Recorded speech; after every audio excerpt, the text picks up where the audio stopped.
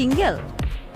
না, ওইটা আমার মানে হলো ওইটা रुको जरा सबर करो মেইনলি হলো আমার প্রোনাউন্সিয়েশন, আমার মনে হয়েছে আমি সিঙ্গেলই বলছি, বাট ওইটা হলো মেইনলি ক্যামেরা স্পিকারের কারণে হয়তো বা সিঙ্গেল শোনাইছে, বাট আসলে আমি সিঙ্গেলই বলেছি।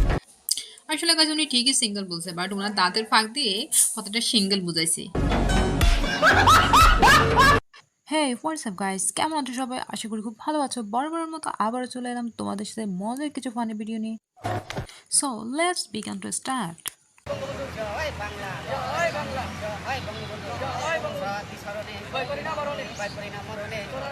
আরও আসতে বলো ভাই, পাবলিশিংটা তোমাকে গণপিটুনি দিব।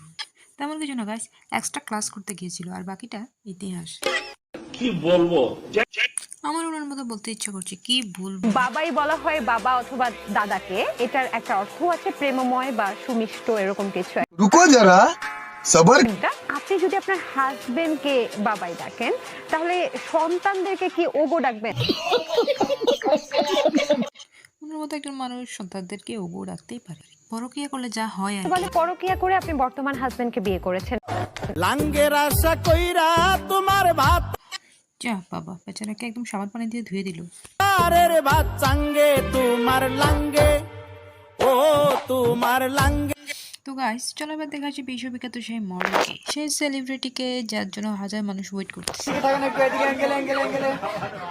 লায়লা কত জনপ্রিয় সেটা এই আসলে তার দর্শকরা দেখলে বুঝতে পারবেন যে আসলে তার ভক্তরা কিন্তু ভিডিও। তো গাইস, লাইলা যে এতটা জনপ্রিয় সত্যি আমি জানতাম না।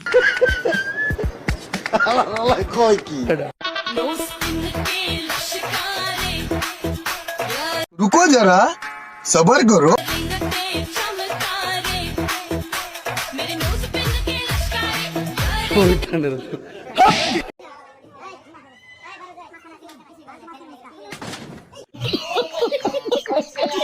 আমার হচ্ছে যে সিক্স প্যাক, ওটা কি? আপনার সিক্স প্যাক? হ্যাঁ, জিরো চলুন এবার ওনার কাছ থেকে সিক্স প্যাক কি আমরা জেনে নিই। Oh, what is the six pack? What is the meaning of six pack? रुको जरा सबर কোথায় আছে? একটা। আচ্ছা, দুইটা। এখানে six pack থাকে? হ্যাঁ, obviously. Do you know what is the meaning of six pack? আমার মতো যারা যারা সিক্স প্যাক ছিল না, তারা হাত তুলতে পারো।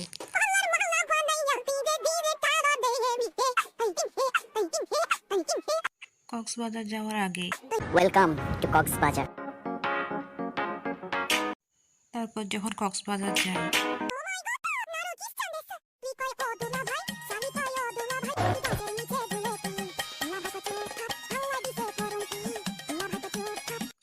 তারপর একদিন কক্সবাজারের সাগরের পানিতে আইফোন ভাইসে আসে।